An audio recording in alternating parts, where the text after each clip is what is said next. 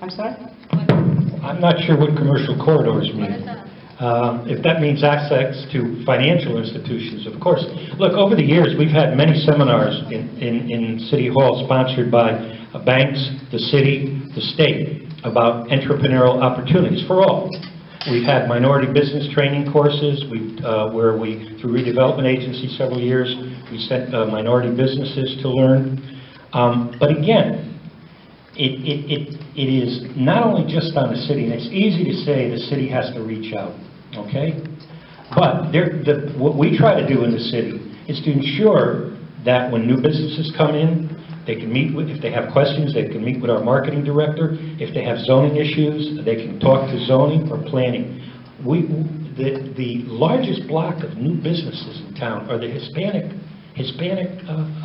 businesses, whether it's the hairdressing, the bodegas, the restaurants, the other one. I've cut more ribbons, I think, for Hispanic restaurants than I have for in hair salons than I have for big businesses, because they are worth it. And it is the emphasis, again, on making the system smooth.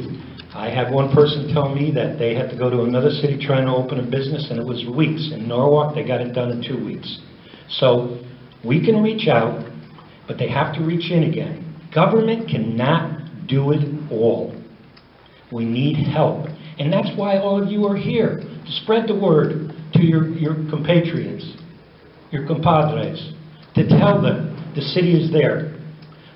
And as far as services go, and I think, go onto our website. We have all the languages for many. Our health department has services, our early childhood. All of our departments reach out to the Hispanic community, but to all the communities.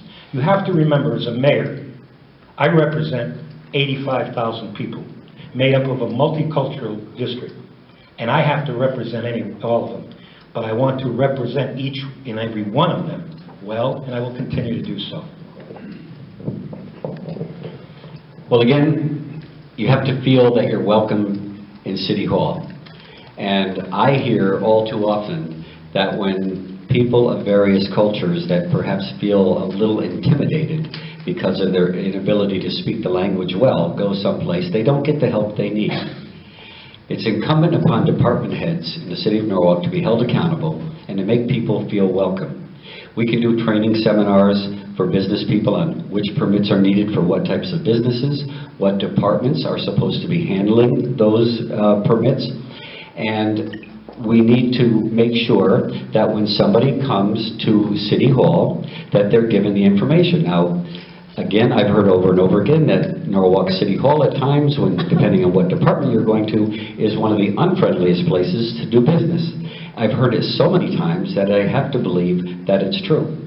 I will hold my department heads accountable to treat all people with dignity and respect, and that's why we call it a government of the people, by the people, and for the people. And yes, the government is for the people, and we have to make sure that we show people that it's for them, that we are here for them, that we are here to help them.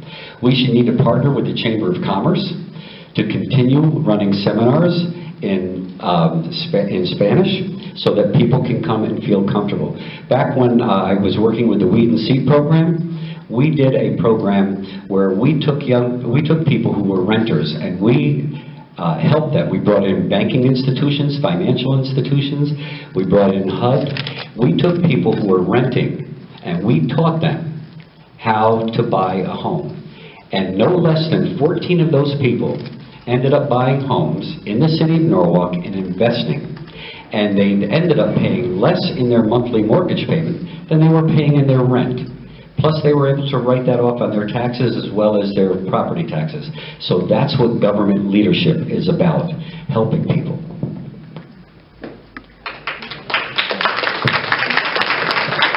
Totally incorrect about City Hall, and if you knew, we have programs that were put in through Adam Bilvilsky, our Human Relations Fair Rent Director, working with HUD, for requirements to provide translators for 5 different languages, including Spanish.